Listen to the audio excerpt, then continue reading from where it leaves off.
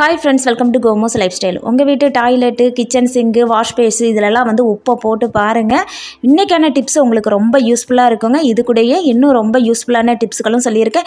வீடியோவை ஸ்கிப் பண்ணாமல் பாருங்கள். வீடியோக்குள்ளே போகிறதுக்கு முன்னாடி நம்ம சேனலை ஃபஸ்ட் டைம் பார்க்குறவங்களா இருந்தால் சப்ஸ்கிரைப் பண்ணிவிட்டு பக்கத்தில் இருக்க பெல்லைக்கானே கிளிக் பண்ணி ஆளுன்னு கொடுத்துக்கோங்க. அப்போ தான் நான் போடக்கூடிய வீடியோக்குள்ள உங்களுக்கு நோட்டிஃபிகேஷனாக வரும்.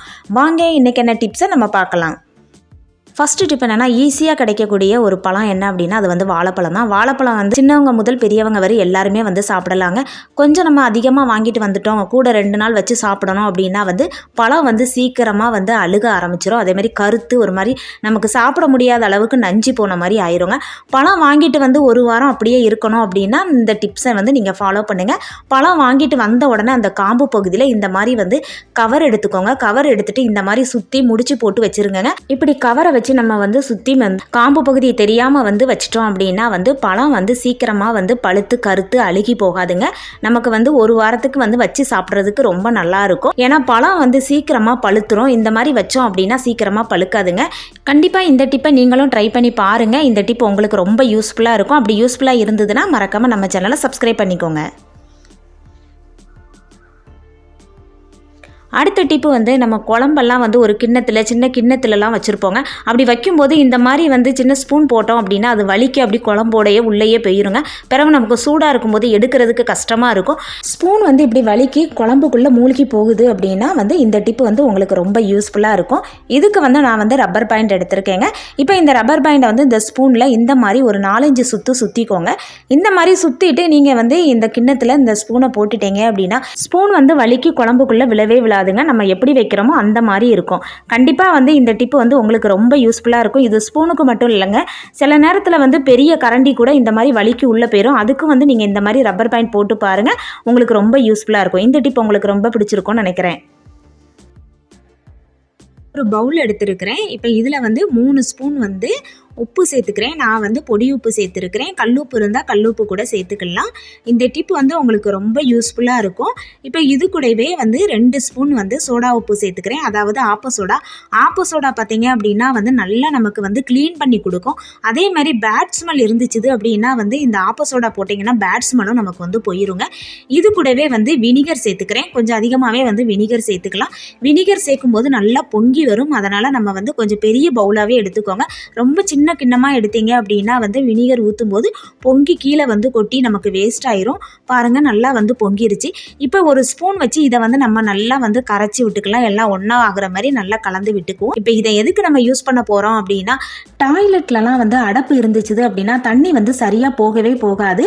அதுக்கு வந்து இந்த லிக்விடை வந்து நீங்கள் உள்ளே ஊற்றி விட்டுட்டு ஒரு 2 மணி நேரம் வந்து அப்படியே விட்டுருங்க. இந்த மாதிரி வந்து செய்யும்போது பார்த்தீங்கன்னா நமக்கு அடப்பு எதுவும் இருந்தால் அது போயிருங்க. நமக்கு வந்து தண்ணி வந்து நல்லா ஈஸியாக வந்து போகும்.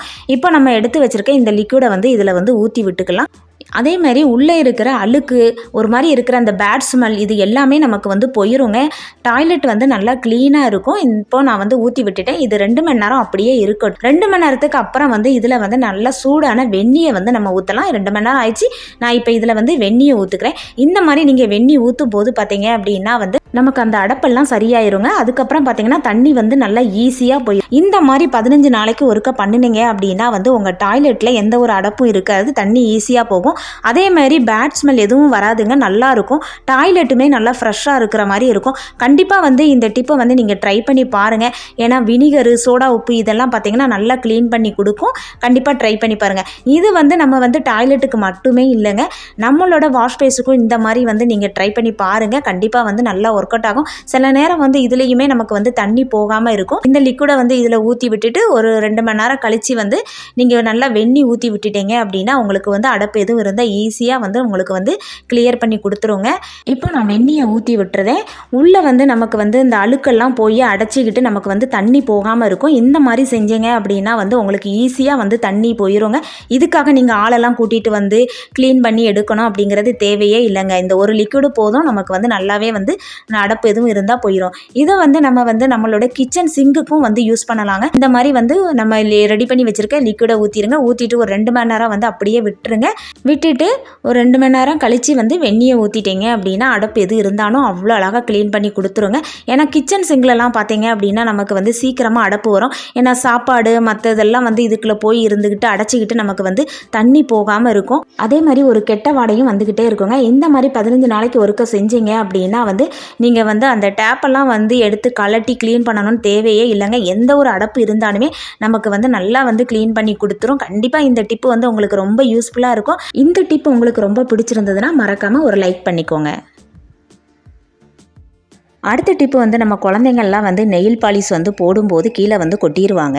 நம்மளே கூட வந்து தெரியாமல் வந்து கொட்டிடுவோம். இப்படி கொட்டிட்டோம் அப்படின்னா வந்து அதை க்ளீன் பண்ணுனா வந்து போகிறது ரொம்ப கஷ்டமாக இருக்குங்க. இப்போ பாருங்கள், என்னோட நெயில் பாலிஷ் வந்து கொட்டிருச்சு. பார்த்தீங்கன்னா நல்லா காஞ்சி போய் இருக்குது. நான் உங்ககிட்ட வந்து கைட்டை கூட எடுத்து காட்டினேன். நல்லாவே காஞ்சிருச்சு. காஞ்சதை கூட நம்ம வந்து ஈஸியாக வந்து க்ளீன் பண்ணிடலாங்க. இதுக்கு நம்ம வீட்டில் இருக்கிற வெள்ளை சீனி போதுங்க. இதை வந்து அந்த நெயில் பாலிஷ் பட்ட இடத்துல நல்லா தூவி விட்டுக்கோங்க. தூவி விட்டுட்டு ஒரு துணி இல்லைன்னா ஒரு டிஷ்யூ பேப்பர் வச்சு இந்த மாதிரி க்ளீன் பண்ணி எடுத்துட்டீங்க அப்படின்னா வந்து அந்த நெயில் பாலிஷ் கொட்டின இடமே தெரியாதுங்க. ஈஸியாக ரொம்ப சிம்பிளாக கஷ்டமே இல்லாமல் வந்து க்ளீன் பண்ணிடலாம். கண்டிப்பாக வந்து ட்ரை பண்ணி பாருங்கள். குழந்தைங்கள்லாம் வந்து போடும்போது பார்த்தீங்கன்னா டைல்ஸ்லலாம் கொட்டிடுவாங்க. அப்படி கொட்டும்போது நீங்கள் வந்து இந்த மாதிரி க்ளீன் பண்ணீங்க அப்படின்னா ரொம்ப ஈஸியாக இருக்கும். பாருங்கள், நல்லா வந்து க்ளீன் ஆயிருச்சு. நெயில் பாலிஷ் பட்ட இடமே தெரியலை பாருங்கள். கண்டிப்பாக இந்த டிப் வந்து உங்களுக்கு ரொம்ப யூஸ்ஃபுல்லாக இருக்கும். ட்ரை பண்ணி பார்த்துட்டு எப்படி வந்ததுங்கிறத மறக்காமல் கமெண்ட்டில் சொல்லுங்கள்.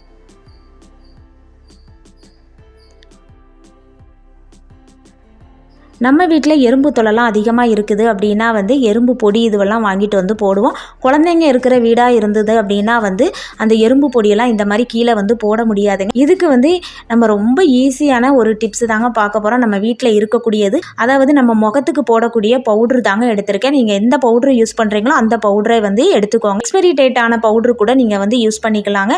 இந்த மாதிரி அந்த எறும்பு இருக்கிற இடத்துல இந்த மாதிரி தூவிட்டீங்க அப்படின்னா வந்து எறும்பெல்லாம் போயிடும். இல்லைன்னா அப்படியே வந்து மயக்கம் போட்டு விழுந்துருங்க.